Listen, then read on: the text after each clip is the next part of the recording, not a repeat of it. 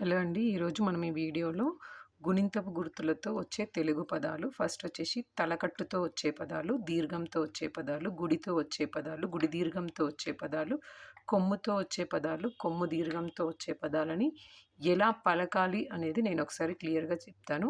చూడండి, ఇవి జస్ట్ తలకట్టుతో వచ్చే పదాలు కాబట్టి కాకి తల కట్టిస్తే కా, లా, ప, కలప, థ, ల, థల, ఘ, డ, ఫ, గడప, ఝ, ఢ, జడ. నెక్స్ట్ వచ్చేసి దీర్ఘంతో వచ్చే పదాలు. జాకు దీర్ఘం ఇస్తే జా, మాకి తల కట్టిస్తే మా, జామ.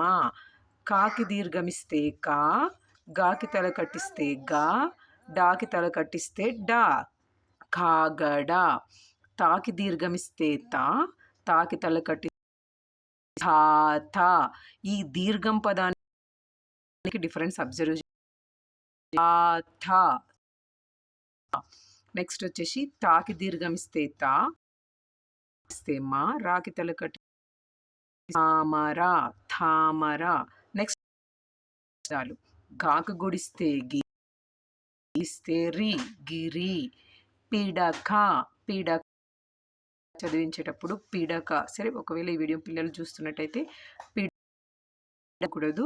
దీనివల్ల మీకు బట్టిలాగా అయిపోతుంది. అది కాకుండా compulsory second, third, fourth, fifth వాళ్ళైతే పాకు గుడిస్తే పి, డాకి తల కట్టిస్తే డా, కా, పిడక గుడిస్తే మీ, డాకి తల కట్టిస్తే డా, తాకి తల కట్టిస్తే తా, మిడత.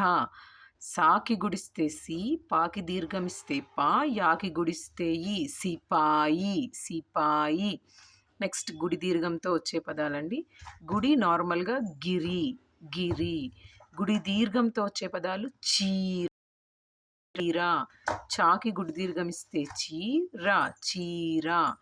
దాకి గుడి దీర్ఘమిస్తే ది, పాకి దీర్ఘమిస్తే పా, వాకి తల కట్టిస్తే వా, అలాకి గుడిస్తే లి, దీపావళి, దీపావళి. దాకి గుడి దీర్ఘమిస్తే ది, పాకి సున్నా పెడితే పం, దీపం, దీపం.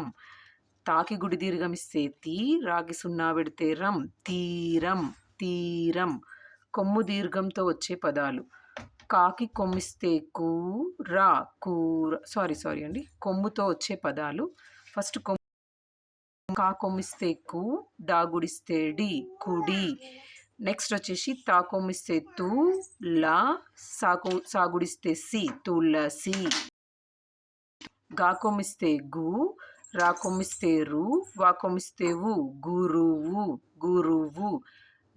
నాకి తల కట్టిస్తే నా, లా కొమ్మిస్తే లు, పా కొమ్మిస్తే పు, నలుపు. నెక్స్ట్ వచ్చేసి కొమ్ము దీర్ఘంతో వచ్చే పదాలండి. కాకి కొమ్ము దీర్ఘం ఇస్తే కు, రాకి తల కట్టిస్తే రా, తాకి కొమ్ము దీర్ఘం, నాకి గుడి దీర్ఘం, గాకి తల కట్టిస్తే గా, తూనీగా. దాకి కొమ్ము దీర్ఘమిస్తే దు, కట్టిస్తే డా, దూడ. కొమ్ము దీర్ఘమిస్తే బూ, డాకి గుడిస్తే డి, దాకి బూడిద. ఇలాగే చదవడం రాయడం